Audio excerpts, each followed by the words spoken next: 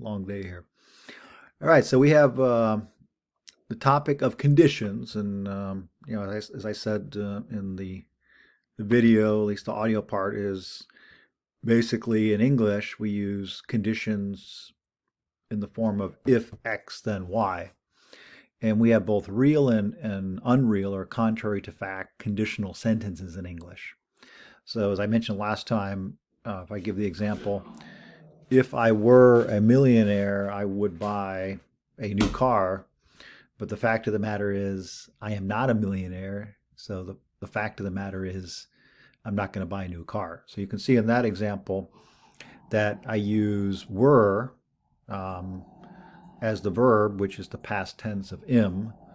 I apologize, the dogs are in the background fighting with each other over chewies. So now it is true that in idiomatic English we can often say if I was a millionaire, but for Latin, long story short, as you can read here, Latin requires a little bit more precision, and you'll see the trick in Latin is being able to recognize what kind of conditional sentence it is. That is to say, is it an indicative or subjunctive condition, which we'll take a look at. Now, it's somewhat easy to recognize conditional sentences because they're going to be introduced with one of these conjunctions, si or nisi, and you can see it means either if or unless or if not. So you'll see most of the examples that we have do in fact introduce the clause, the conditional clause, with one of these words.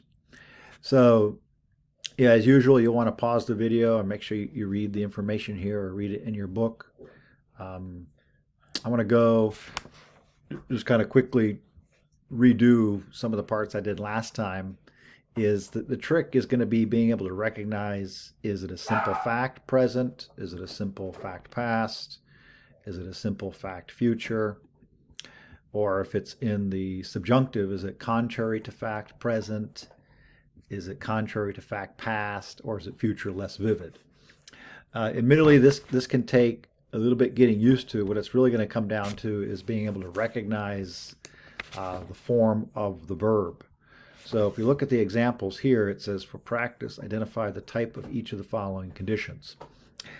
Even I've had to go back before this lesson, and I've written down in my book, in fact, I'm looking at it right now, I've gone back and looked at the form of the verbs to be able to identify what kind of condition it is. So if you look at this one right here, si hoc dicet erebit. Now, we have to be able to recognize that dicet is in the future. If we don't know that, I'm not going to do this for all the words, but we could go to Whitaker's Words and we type in, oops, if I can type here, type in the word, well, this doesn't help too much, but this is in the future. So we have future active indicative. How do we know that? Well, we know it because we look at this other verb right here, which also is in the future, bo, be, bo. And then the context will kind of tell you that too. So here's where it gets interesting. We have the verb in the future. So what that means is this is an example of the simple fact future. Notice the same thing here. The simple fact future, we have the verbs in both the future. We should be able to recognize that both of these verbs, dicit and erat, are in the present tense. And again, once again, we have our conditional word conjunction if. So this is present tense, this is present tense. So if we go back and identify the simple fact present, you can see this is present tense facit and this is present tense s, and then it gives you a brief explanation. So this is what we mean by it's real. And hence it's likely or possibly going to happen. Now, if we compare that, let me do one contrary to fact. In fact, the next one, I believe, is one. So here, number 3 is a contrary to fact past. So this is the subjunctive one. And look at the form of the verb here. So here we have contrary to fact past, which I guess was on that same page there. So you can see here we have the pluperfect subjunctive. So sure enough, dix esset. And once again, this is going to require sometimes the Whitaker's words doesn't quite give us the precise thing. So, but this one actually does. So this is nice. We only have one option, takes away the ambiguity. So here's our pluperfect active subjunctive. So we're going to have to go back and learn these verb forms. I often use a book called 501 Latin Verbs. There are verb conjugators online, but you can see that's going to be the challenge for this chapter, is recognizing what form of the subjunctive it is in. So here we have the pluperfect active subjunctive, as you can see, and that simply matches the rule in the description here. So that's contrary to fact past, and then we translate it, if he had done this. So if we go back to this, if he had said this, he would have been wrong. He would have been wise. So, but he wasn't. So that's why it's contrary to fact. So that's what this really entails. As I did last time, I just want to kind of go through and just tell you the different forms that I've identified, so you can go back and match these. So number 4 is future less vivid. So look at the verbs and it should match future less vivid. And then number 5, simple fact past. Number 6, contrary to fact present. Number 7, future less vivid. Number 8, simple fact past. Number 9, contrary to fact present. Number 10, simple fact future. And number 11, contrary to fact past. And then please post your questions about that if you have any. Let's go ahead and move forward. Again, you're going to need to know the vocabulary for the test. Again, once again, the test will be the week after next. And next week, you'll have all week to study chapters 31, 32, 33. And once you're comfortable with the vocabulary and going back, if you have to, don't forget the website, wheelocks.com. Also has the vocabulary and audio. Let's take a look at the Sententia Antiquae. Okay, so these are fairly straightforward, and you might even be able to follow them with just the audio, but I want to kind of talk about these here. So this one is fairly easy. In fact, some of these you don't even need to worry too much about the concept of the conditional and all the different forms of the subjunctive that are used. You can simply just read it and translate it. So this one is fairly easy, using the irregular form of volo, which we had in the last chapter. Second person singular, if you want peace, prepare for war. This one is fairly easy. I don't do this a lot. I would much more in the classroom, but here you can see third declension accusative singular is pacem, and then prepare for war. They even have the same word here, bellum. Pare, of course, is second person singular imperative. So that one is fairly easy without even knowing anything about the concept of conditionals. So if you want peace, prepare for war. By Flavius Vegetable, actually Vegetius. But one of the nice things about this chapter does have a little bit more variety in the authors. Number 2, also fairly straightforward, especially if we use the vocabulary here. Arma sunt parvi praetii nisi vero concilium est in patriae. So I think I mentioned last time, this last part is a little bit, not tricky to translate, but just if we do it literally, it just sounds, somewhat unidiomatic in English, but the main idea is pretty clear. So arms, so this is a neuter noun, so arms are of small value. So here, you know that praetii is a neuter noun of the second declension. So if we look at our endings here, there's the E, or the genitive, so of value. You know that we need to translate the genitive with of. And then of small value, parvus, parvum means small. So that one is pretty clear, the first part here. So arms are of small value unless there truly is, so there, T-H-E-R, and then vero, truly, and then there truly is what? A plan. Concilium means plan, that's the subject. And then literally in the fatherland, and I think I explained this last time in the audio portion. What does that mean? Well, again, I'll just say what I think I said last time is that, according to Cicero, it's one thing to prepare for war and have the ability to wage and win wars, but ultimately a civil society is one where people can live peacefully, um, in some moral purposiveness with one another. So I think that's the sense of it. Fairly straightforward. One last thing, you look at the ablative, um, first declension, ablative singular, in patrie. Again, I mentioned that concilium is a neuter noun, so fairly straightforward. Uh, Number three, salus, which means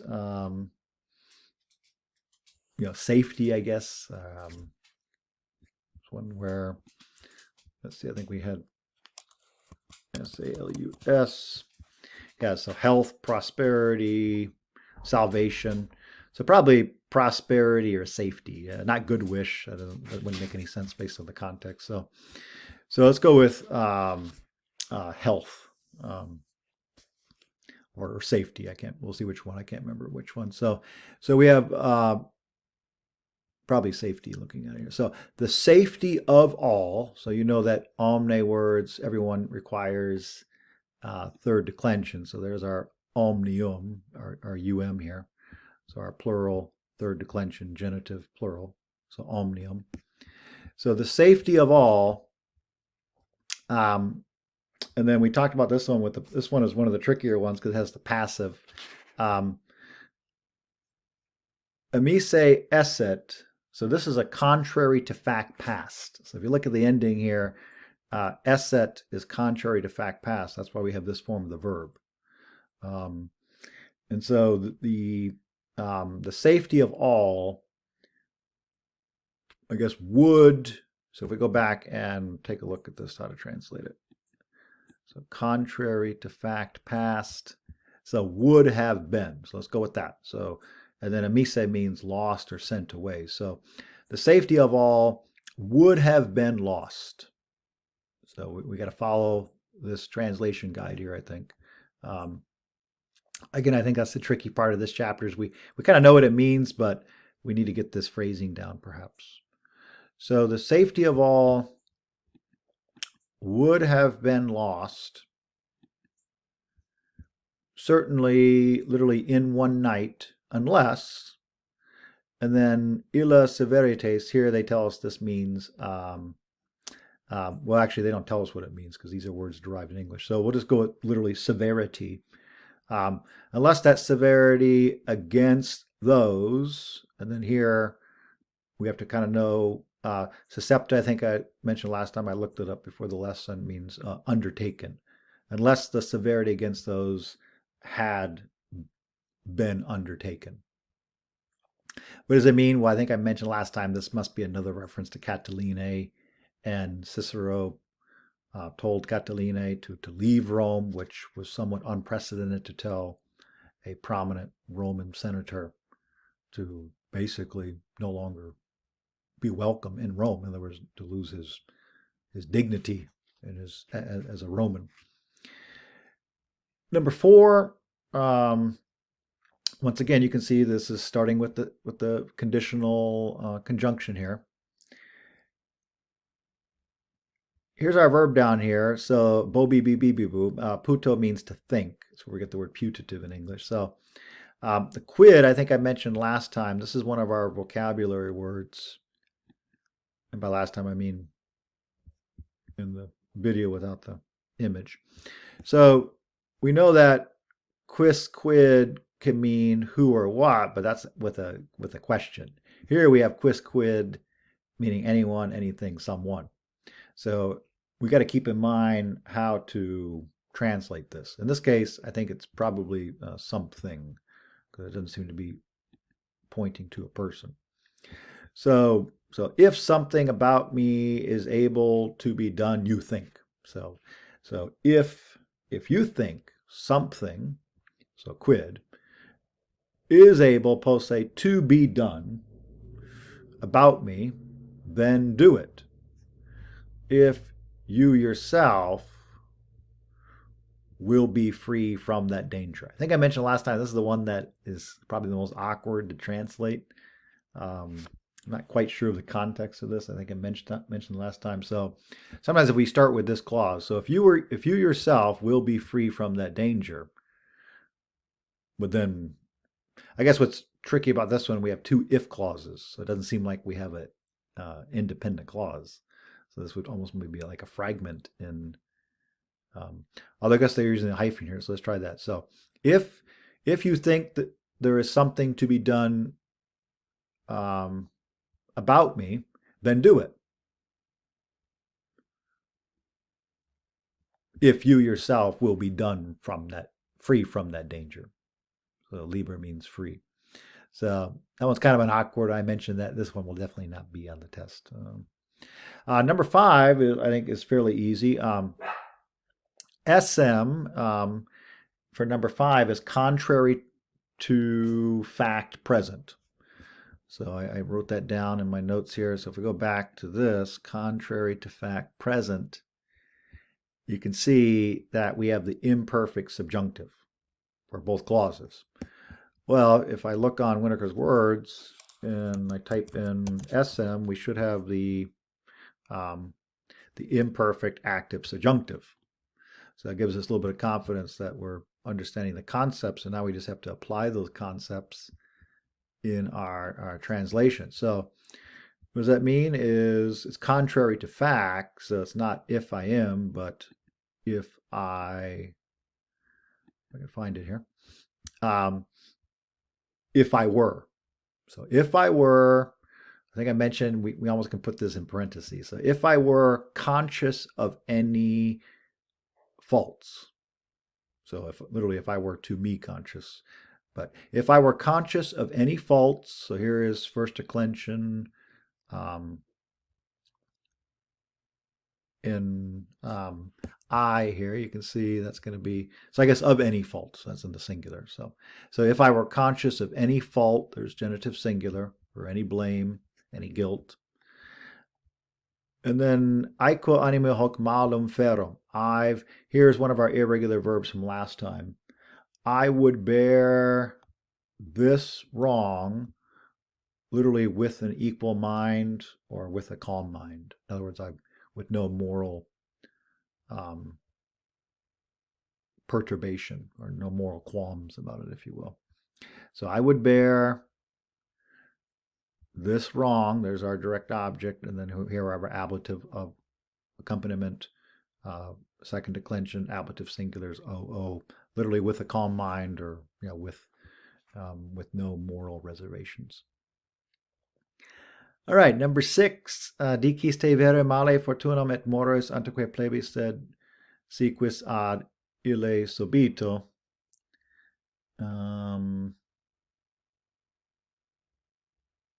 That continues on the next page here. So, subito te agat illa modum vitae recuses. So,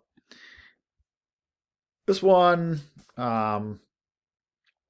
so dicis is you say. In fact, I think I mentioned last time, it's interesting to note the differences between 6, as I said last time, and 8. 8 is in the future, so look at the spelling, whereas 6 is in the present, so look at the spellings. We have I versus E, so that's a little important distinction to recognize. So you say that you truly, male means prefer, so this is one of our regular verbs last time, prefer the fortune and mores of the ancient plebs. So just to kind of talk about that a little bit more, so fortunam is first declension accusative singular, am. So just kind of some basic grammar here. And then mores is third declension accusative plural, which can mean customs. And then of the ancient plebs. The plebs for Rome didn't mean the poor or the impoverished. They were actually had a long history of representation in Roman government. They had their own plebiscite, and so they weren't as powerful as the Senate, but they were, a distinguished political group in ancient Rome. That's one of the things that made Rome successful is despite all the differences, they were able to somehow be on the same page in terms of Roman Imperium and things like that. So you say that you truly prefer the fortune and mores of the ancient fatherland, or the ancient, not ancient fatherland, but ancient plebs. But if, now here's our quiz here, but if here it's going to mean someone. So we go back to, we have these new ones here. So here it's probably someone. So keep that in mind, this vocabulary, as you work through these. But if someone, and then ad illo to that suddenly, somebody urges you to those mores suddenly, you recuse or you reject or you escape that mode of life. So I think I made a comment on this last time, is that Horace championed the simple life, and the idea here, of course, is that one person is saying one thing out of one side of his mouth, but doing another. So here's our direct object, illum modum, and then of life, there's first declension, genitive singular. Here's our subject and verb in second person singular. So to recuse, it means to reject or to avoid in Latin. Number 8, menos means less. So less often, eres.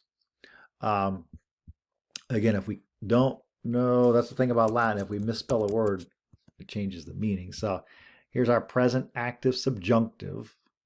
That's important to keep in mind. So what we have here is you would err less if you knew what you do not know. That one's fairly straightforward, right? So, but we need to recognize that it's subjunctive. That's why we say would. So that's the whole point of the subjunctive. So you would err, or excuse me, you would often err less if you knew what you do not know. So skio, as you know, is where we get the word science. It means to know. So there's our present active subjunctive there, second person singular, if you knew. I think knew, not probably perhaps not understand, although for our purposes, it's not too important. Number 8, we said that this is in the future tense. So you will say, oh no, or alas. That's one of our vocabulary words. If you will have, literally, if you will have seen yourself in a mirror, in English might, of course, we would just say, you would say, oh no, if you saw yourself in a mirror, or if you had seen yourself in a mirror. But this is, just to kind of review, this is actually in the future perfect, believe it or not, although it doesn't really help us too much right here. So why? Because this part's in the future too. So since this is in the future, this is in the future as well. So you will say, oh no, if you, right, literally, if you will have seen yourself in a mirror, but really just you would say, oh, you will say, oh no, if you had seen yourself in a mirror, works as well. Number 9, nothing has unhappy, poor, longer in itself than that ridiculous men makes. So, but then we have to go back and put it in decent language and understanding. So nil means nothing. So I think I mentioned last time, the key on this one, I think, is recognizing that paupertes is the subject. So nothing, I think last time this one's a little bit tricky to put in the right order. So see if I can get it right here. Last time I think it took me a couple times. So literally nothing has, so nothing has, so poverty has nothing so unhappy. So there is nothing so unhappy more lasting. How about so poverty has nothing unhappy more lasting. There we go. So poverty has nothing unhappy more lasting in itself than the fact that, so quad means than the fact that then we're talking about poverty, that it makes men ridiculous. I think we said last time, what does that mean? Well, it means that, say, that people seem to have social shame on that one. So poverty has nothing so unhappy in itself, or so lasting in itself, than the fact that it makes men ridiculous. So here, homines is third declension, accusative plural, is ibus, is ibus. So if we look here at our endings here, you can see this is third declension, accusative plural. So homines, and we can also take a look at ridiculos, which is second declension. That's our adjective here, and so os ridiculos homines, just based on those endings. And the last one, we just do 1 through 10 here, is this one's fairly easy. You will free me from great fear. This one's fairly straightforward. Here's another one where you don't really need to have too great command of the concept of conditionals and all the different clause types, or sentence types rather, because we know bo, be, boo is future tense, so s is second person singular. So you will free me from great fear. Here's the ablative of separation. Fourth declension, ablative singular is u. Second declension, ablative singular is o. If we go back and look at our declension chart. And then here we have our proviso clause, which, remember from the last chapter, means provided that, and then there exists, or there dwells between me and you a city wall. So, or that there lies between me and you a city wall.